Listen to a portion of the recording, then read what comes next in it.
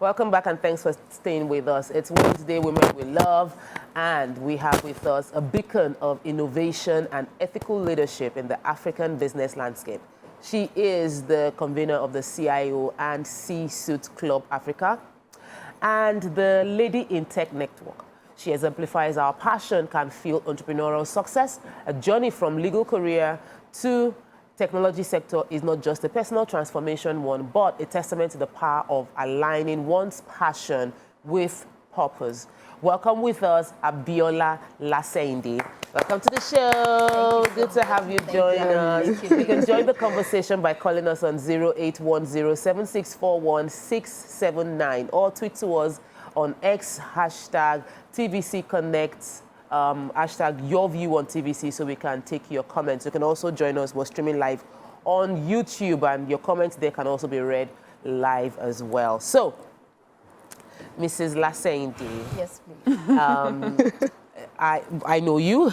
I know you from social media, leadership conferences. We've jammed ourselves at all these learning platforms. But I didn't even know that you did a crossover from law into tech. Who does that? How does that happen? It's so far apart. But why did you make that transition and how challenging was it? Oh my goodness. Thank you, ladies. It was an accidental transition. Oh, okay. To be honest, I decided to take a career break from my legal work. I've always done corporate services, corporate governance. And I made this decision about the time COVID was starting. Oh, okay. So I resigned from paid employment. I wanted to just rest a bit, spend time with family. And COVID happened from like February 2020. My resignation was effective end of January. We made the decision before COVID. Without knowing you would still have rested. Yes. As in, Yeah. So I started my my leave, my break from career. And then, you know, COVID really taught us a lot of lessons. Yeah. For me, the biggest was, how are we able to transition, navigate the disruptiveness? And I was so focused on those who were helping us. I wanted to just get the ecosystem to do something for them. My story is as simple as that. And I just woke up one morning, I was like, where are these IT guys across the industry? Those who have helped us to navigate this disruption. Why are we not recognizing them? Why are we not appreciating them? Why are we not pushing them forward so that the world can see that we have great talent in Nigeria? And those younger ones who are trying to jack back will also have some form of inspiration and they will latch on to the hope that things can really get better. Yeah. And I was just all over the place with this idea of appreciating the IT ecosystem. Let's appreciate the IT ecosystem. And one of my friends, like a mentor, said, let's talk to professionals because, Biola, the way you are going about this thing, I wasn't sleeping. I was like, look, we need to do something. Let's get you are on that this. type too. And he said, we need to just calm down a bit. Let's talk to professionals that can help you articulate what you're saying because I was just all over the place. Long story cut short, I got into discussions with two professional organizations. I don't know if I'm allowed to mention them. EY and PwC. Okay. And they were like, Mrs. Laseinde, this idea you're talking about has been going on in India for 20 years. I said, what idea? I don't even know what I'm talking about, but I really want us to do something. They were like, it's called the Chief Information Officers Awards. And I kept thinking, okay, how do we now actualize this?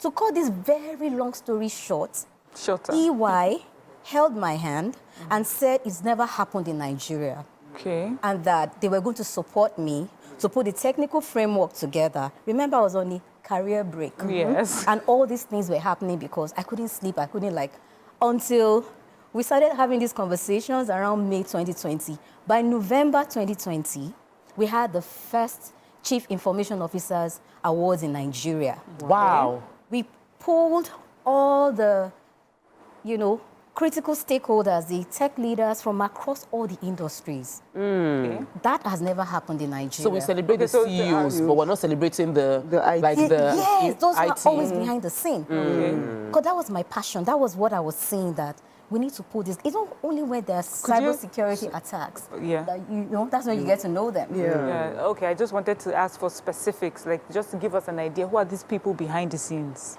So that we even know them and understand what the CIAO is about. Absolutely. So the Chief Information Officers are that's a generic label for people like even the chief technology officer, head of IT, those who are leveraging innovation, digital technology to deliver value to their business. So these guys are always the one, they work like 28/7. Yes. They work like Not 24/7. Nah, they work like 370, 365 yeah, 365 days. And they're always very quiet. They're extremely conservative. Because, when we started, it was difficult to even get them to put in a nomination. Wow. Oh. It was like, wait, please now, you've done so much. Give us, you put your nominations in and give us achievements that you can literally be comfortable seeing in the newspaper. And we see when the things go wrong. Because see the way when the banks had the issues now. Look at the way it was they're the ones in charge. Yes. Absolutely. The absence of those people led to all the challenges that those banking apps and all of that Okay, went so let through. me ask you, so how did they feel when you now brought everything forward, and what was their, how did they really feel? Oh my goodness. So, we had a very great corporate governance structure around it. So it wasn't like vote for them. We got them to put in their nominations and their achievements. And we had a high panel jury set up. Wow. Tech leaders from across the continent sitting over these nominations and shortlisting the winners. So they didn't know what was going on. Some of them got to know they were winning right at the dinner. Wow. So after the dinner, one of them took to LinkedIn and he said, all my life, I've heard about the Best Teachers Awards. I've heard about the Best CEO Awards. I've heard about the Chief Marketing Officers, but I've never heard about the Chief Information. It brought tears to my eyes. And to think it was a lawyer that thought about this. Sometimes you're too close to it to see it. See, we can do everything. So the reception was amazing. It blew my mind because remember, I just wanted a 1-year career break. Believe you me, I've not been able to go back to paid employment since then. Because we started in Nigeria. Now we're in 11 African countries. Wow. Okay, so you're taking the awards Yes. to this country. Yes. Wow. So I know tech is vast, and for those of us who cannot do sciences, we usually think, hey, what's it Lord define for? So we stick to our no maths involvement arrangement. But what area of tech, particularly, were you interested in, or do you now practicing? And how would you advise those who are looking at transitioning there? What would you advise them? See, tech is a way of life. I had no serious engagement with the ecosystem before my transitioning. In fact, I don't like to use that word transitioning because I realized that when I got into the ecosystem, I realized that technology was part of everything. It's like it's like the unseen DNA or a part of our DNA that we're not even aware of. We use technology heavily every single time.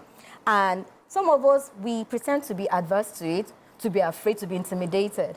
But I have found my feet. When we started our meetings, I used to Google almost everything they were saying. The very first preliminary meeting, it was so difficult. But after a while, I relaxed and I embraced those moments. Abiola, you have basic education. You're literate. And you can do this. So I started learning to speak the language of the ecosystem I found myself. And I realized that it was easy. I started doing a lot of self-learning to just understand the dynamics of, because all we're doing is project management, to be honest. Yeah. And I'm not, you don't have to get into very technical coding or understanding an app. No, it's just how to connect the stakeholders that I am very much involved with, and is what anybody can do. Connect the critical stakeholders, get involved in the conversation, and at the crux of everything we're doing is, how do we move the digital acceleration agenda of Africa forward? So there is a purpose. So I am very comfortable to talk about this, because for me, technology is everything. In fact, the conversation to spotlight this innovative leader started with, we are leveraging technology. Can you imagine, I was a group company secretary. My board, before that COVID, would never do any virtual meeting. They didn't even believe in like a tablet that can help them, manage board meetings. They didn't, but COVID taught us. Now everybody's doing things remotely. We are all very comfortable. So true. Let me take a quick break. When we return, we'll continue this conversation about the chief information and how important they are and driving the growth of Africa towards technology. Stay with us. We'll be right back.